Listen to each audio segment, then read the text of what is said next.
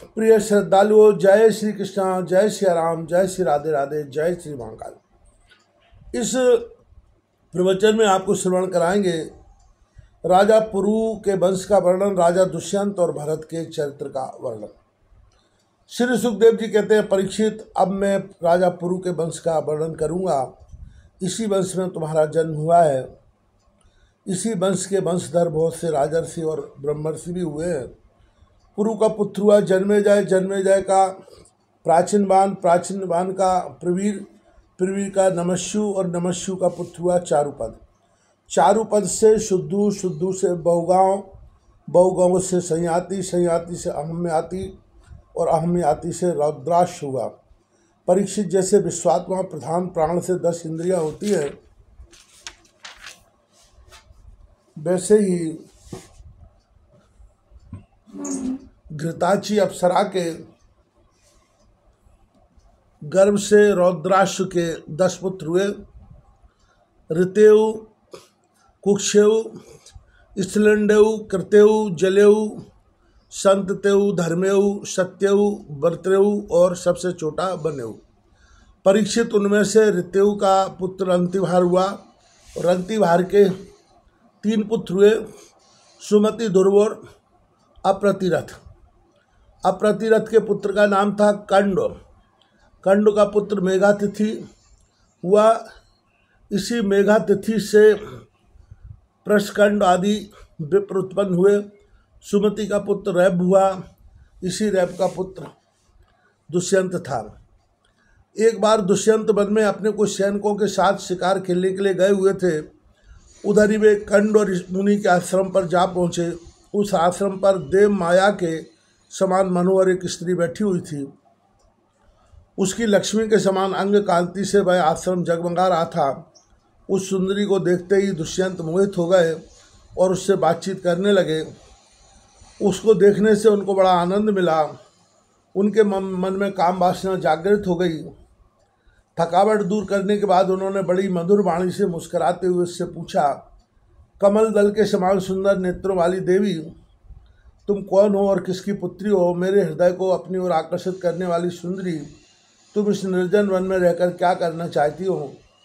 सुंदरी, मैं स्पष्ट समझ रहा हूँ कि तुम किसी क्षत्रिय की कन्या हो, क्योंकि पुरुवंशियों का चित्त कभी अधर्म की ओर नहीं झुकता। शकुंतला ने कहा, आपका कहना सत्य है। मैं विश्वामित्र की पुत्री हूँ। मेनका अप्सरा ने मुझे वन में छोड़ दिया था। इसी बात के साक्षी है मेरा पालन पोषण करने वाले महर्षि कंड। वीर शिरोमणि, मैं आपकी क्या सेवा करूं?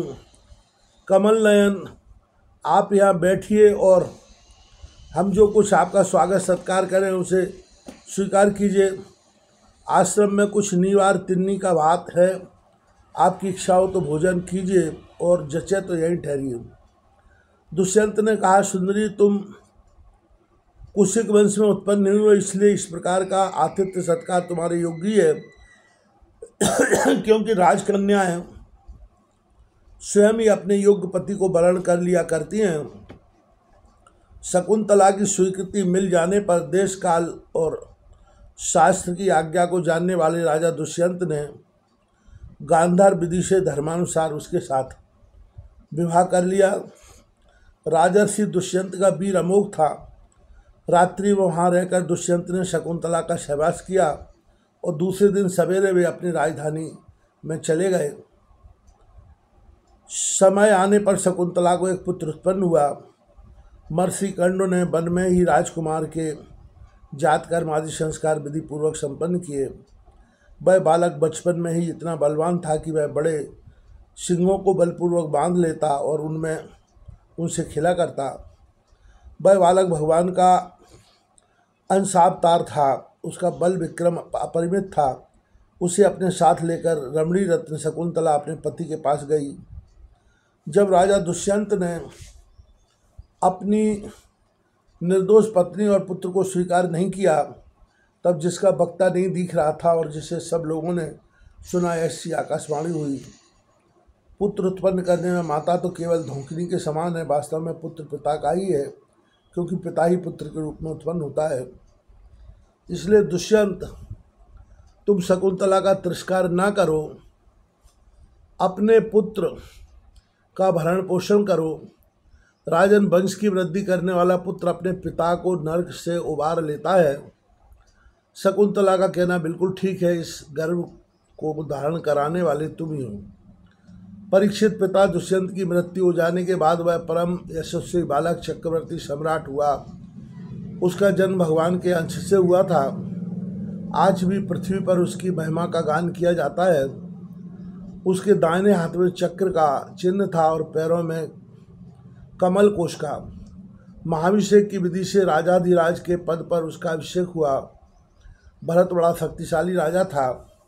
भरत ने ममता के पुत्र दीर्घ तपा मुनि को पुरोहित बनाकर गंगा तट पर गंगा सागर से लेकर गंगोत्री पर्यंत 55 पवित्र अश्वमेध यज्ञ किए और इसी प्रकार यमुना तट पर भी प्रयाग से लेकर यमुनोत्री तक उन्होंने 78 अश्वमेध यज्ञ किए।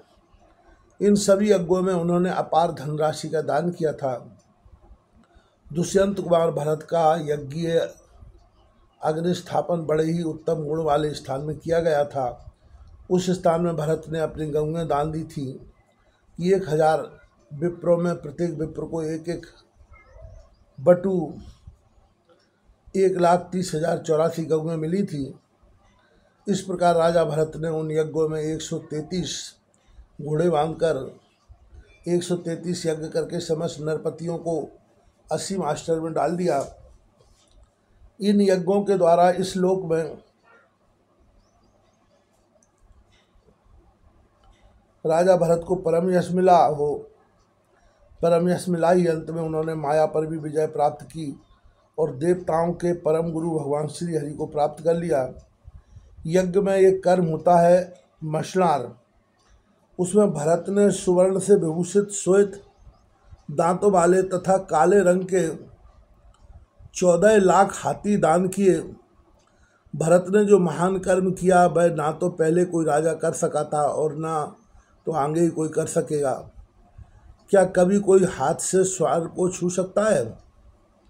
भरत ने दिग्विजय के समय किरात, हूण, यवन, अंध्र, कंक, खस, शक और मलेच्छ आदि समस्त विप्रद्रोही राजाओं को मार डाला। पहले युग में बलवान असुरों ने देवताओं पर विजय प्राप्त कर ली थी और वे रसातल में रहने लगे थे। उस समय वे बहुत सी देवांगनाओं को रसातल में ले गए थे। राजा भरत ने फिर से उन्हें छुड़ा लिया।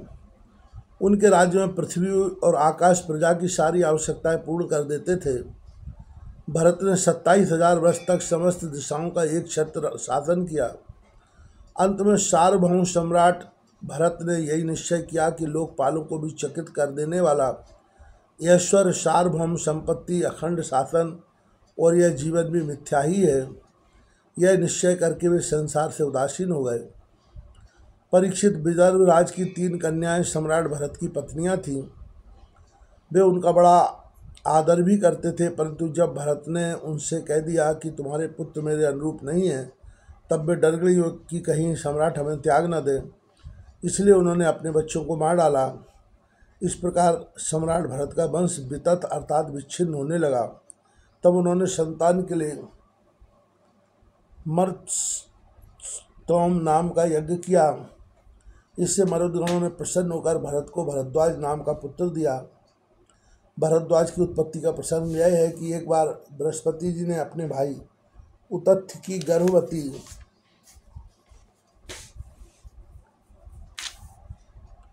पत्नी से मिथुन करना चाहा। उस समय गर्भ में जो बालक दीर्घतमा था उसने मना किया, किंतु बृहस्पति जी ने उसकी बात पर ध्यान न दिया और उसे तू अंधा हो जाए यह शाप देकर बलपूर्वक गर्भाधान कर दिया। उतथ्य की पत्नी ममता इस बात से डर गई कि कहीं मेरे पति मेरा त्याग न कर दें, इसलिए उसने बृहस्पति जी के द्वारा होने वाले लड़के को त्याग देना चाहा। उस समय देवताओं ने गर्भस्थ शिशु के नाम का निर्वचन करते हुए यह कहा। बृहस्पति जी कहते हैं कि अरे मूढ़े, यह मेरा औरस और मेरे भाई का क्षेत्रज्ञ, इस प्रकार दोनों का पुत्र द्वाज है, इसलिए तू डर मत, इसका भरण पोषण कर। इस ममता ने कहा, बृहस्पति, यह मेरे पति का नहीं, हम दोनों का ही पुत्र है, इसलिए तुम इसका भरण पोषण करो। इस प्रकार आपस में विवाद करते हुए माता पिता दोनों ही उसको छोड़कर चले गए, इसलिए इस लड़के का नाम भरद्वाज हुआ। देवताओं के द्वारा नाम का ऐसा निर्वचन होने पर भी ममता ने यही समझा कि मेरा यह पुत्र वितथ अर्थात अन्याय से पैदा हुआ है, अतः उसने उस बच्चे को छोड़ दिया। अब मरुदगणों ने उसका पालन किया और जब राजा भरत का वंश नष्ट होने लगा तब उसे लाकर उनको दे दिया। यही वितथ भरद्वाज भरत का दत्तक पुत्र हुआ।